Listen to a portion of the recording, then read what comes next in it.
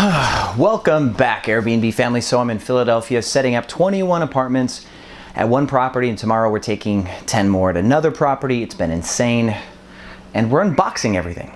Let's talk about a few things that you don't buy. And I've noticed we've been doing a lot of product talk lately, but it's kind of on my mind, obviously. There's a few things that even we forgot on this purchase, and you need to know. So my name's Rakidzich. This is Airbnb Automated, and let's get you ready to host.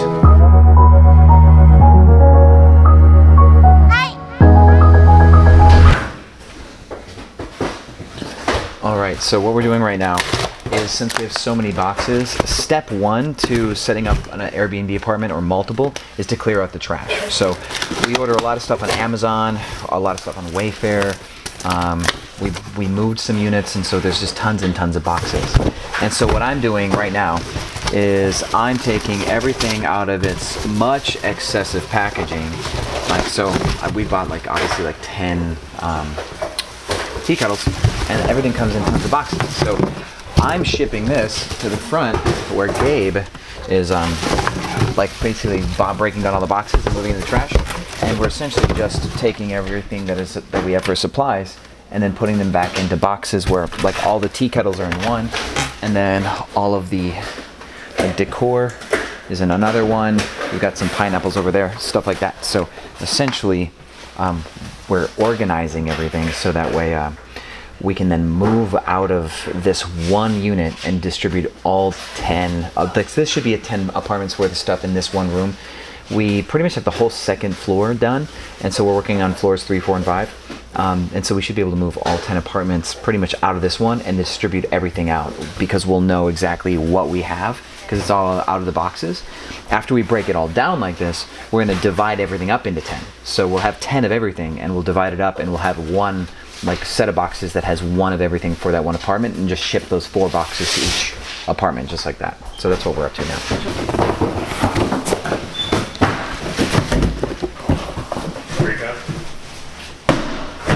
Nice. It was good. It was really good. I like it.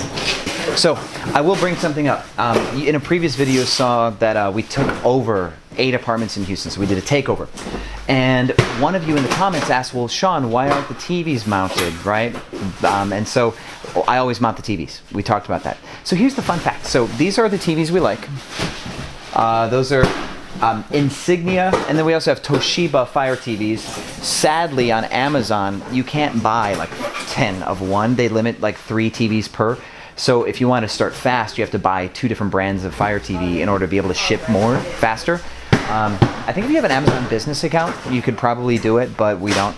And so because we prefer these TVs, and the takeover we did, those have Fire Sticks on older TVs, we're kind of hoping they get stolen. And if they get stolen, we'll do a host guarantee, get the money to buy one of these. That's why we don't mount our TVs in the one we did the takeover for. Okay, so I'm hiding in the corner behind this wall of boxes and having a coffee break. But I found a couple mattresses that I want to show you guys. So my 2 favorite online mattress brands that we buy. First off is my old favorite, and we keep buying them whenever possible. So this is Hofish brand. I know, funny name, H-O-F-I-S-H, Hofish. They're not always available in King, but when they're available in King, these are the best dollar for dollar King memory foam mattress I can get my hands on. And then when we have to buy more, because Hofish just disappears from Amazon sometimes, we use Nod. It's a Tough and Needle brand. So this is their for Amazon product. When I get back to Dallas, we're going to be looking at a new mattress that it's manufactured in the same factory as Tough and Needle, I believe, in Colorado. And yeah, it should be a really cool one. So stay tuned for that.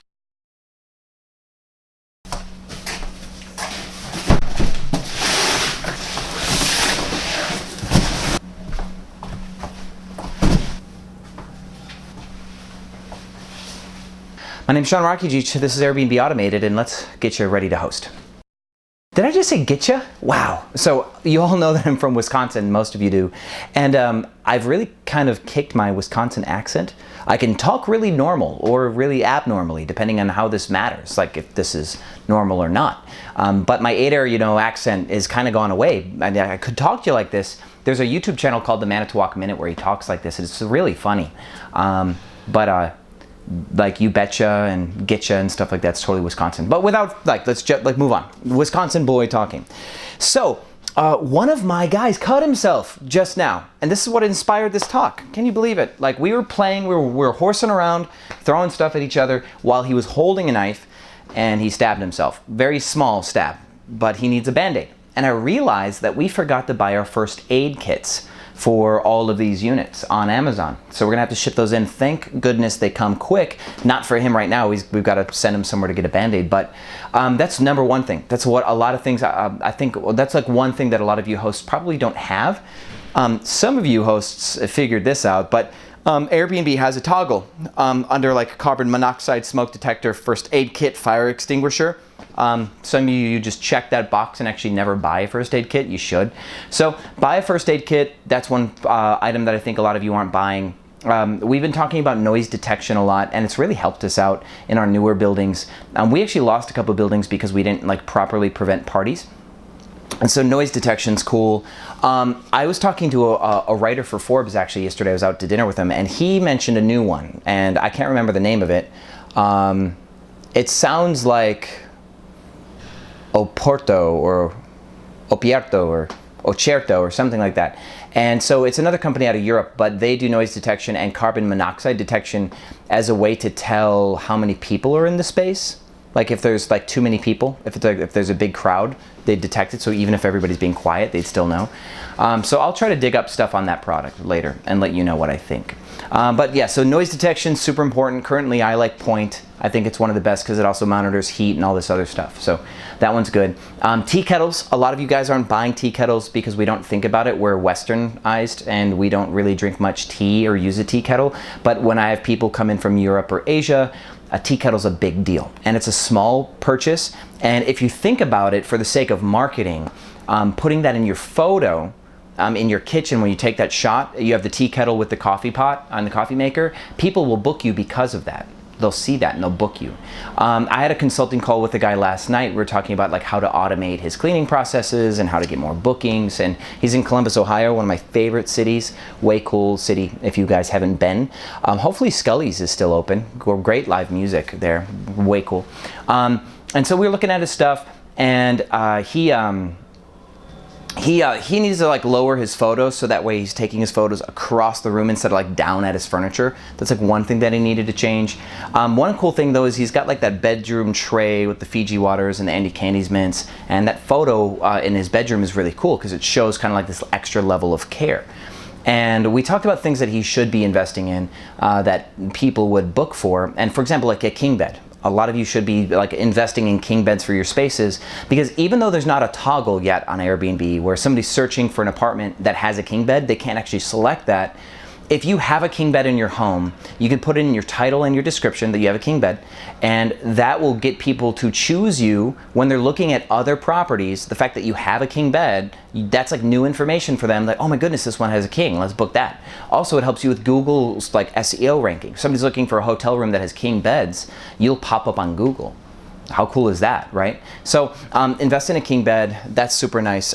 You can, before we used to have these lamps that we recommended way back in our old unboxing everything videos. We recommended these LED lamps that had like a USB port on the side. I still believe that you should have USB ports by your bed.